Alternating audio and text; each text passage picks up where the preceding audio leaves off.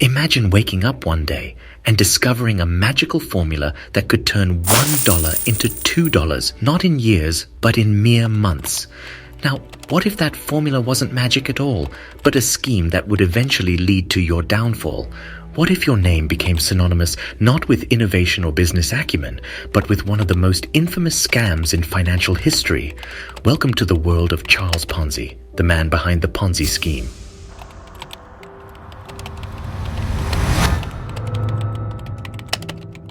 The name Charles Ponzi is one that's become infamous in the world of finance, and perhaps rightfully so.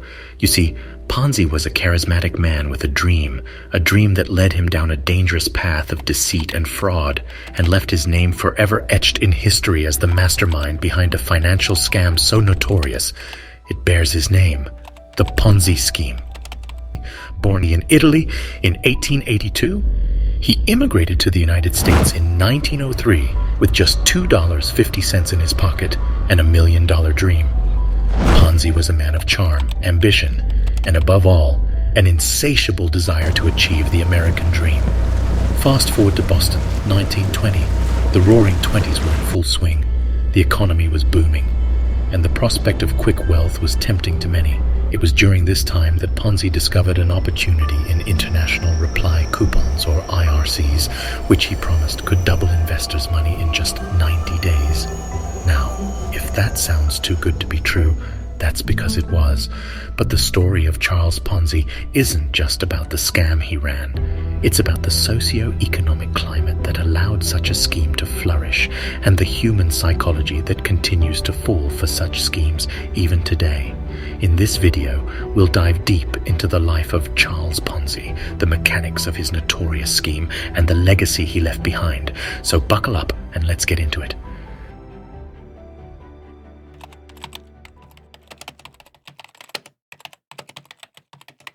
Charles Ponzi's rise to fame and fortune was as swift as it was spectacular. He presented an investment opportunity that seemed fail-proof. His plan? To exploit the price differences in international reply coupons, or IRCs. These coupons were bought in one country and exchanged for stamps in another, and Ponzi promised profits of 50% in 45 days or 100% in 90 days. He claimed he could do this by leveraging the differences in currency values and the cost of postage stamps in various countries. This was a time of post-war economic boom, and the idea of making a quick buck was enticing to many.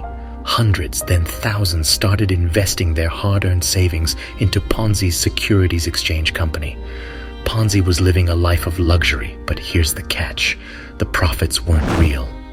The money from new investors was simply used to pay off the old investors, creating an illusion of legitimate profits. This is the core of what we know today as a Ponzi scheme. The issue here?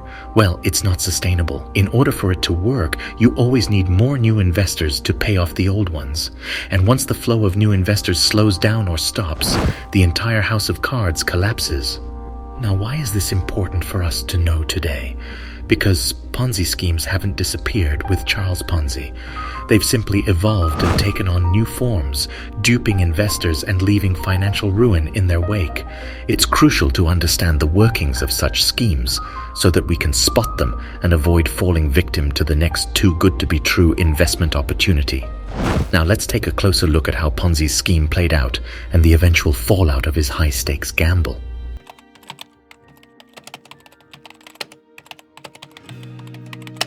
To truly understand the phenomenon of the Ponzi scheme, we need to dive deeper into Charles Ponzi's story. We'll explore how his scheme worked, how it grew, and eventually how it all came crumbling down. So let's begin our analysis by understanding the mechanics of Ponzi's scheme.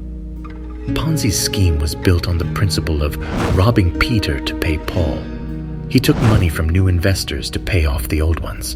The profits weren't from any actual investment, but simply from the funds of new investors. As long as new money was coming in, the illusion of profits could be maintained. And the illusion worked, at least for a while. People were so dazzled by the quick returns that they overlooked the reality of the situation.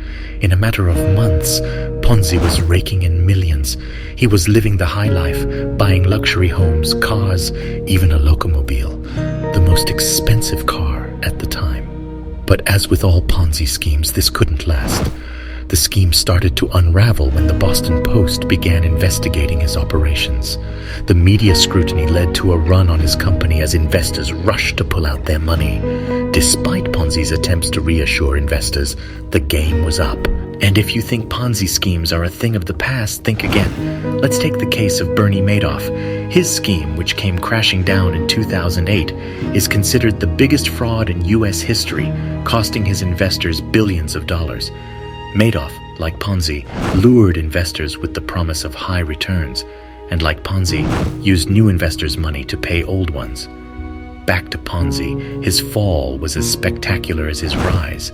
He was arrested and charged with mail fraud, serving a total of 14 years in prison.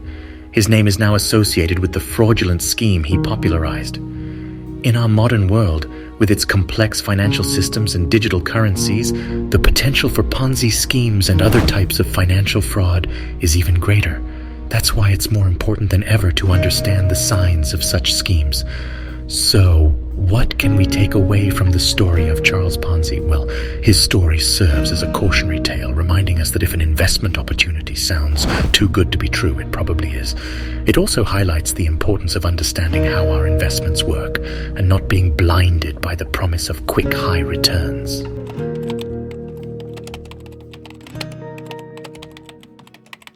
The story of Charles Ponzi serves as a reminder of the dangers of unchecked greed, both on the part of the scammer and the scammed. Ponzi's scheme may have ended almost a century ago, but his legacy continues to serve as a stark warning. Even today, we see new Ponzi schemes popping up around the world, from Wall Street to cryptocurrency markets. These schemes continue to exploit the same human weaknesses that Ponzi did: the desire for quick riches and the tendency to believe in things that seem too good to be true. So, how can we protect ourselves from falling victim to such schemes? By being informed, by questioning promises of guaranteed high returns, by doing our due diligence before investing, and most importantly, by remembering the story of Charles Ponzi and the devastating impact of his scheme.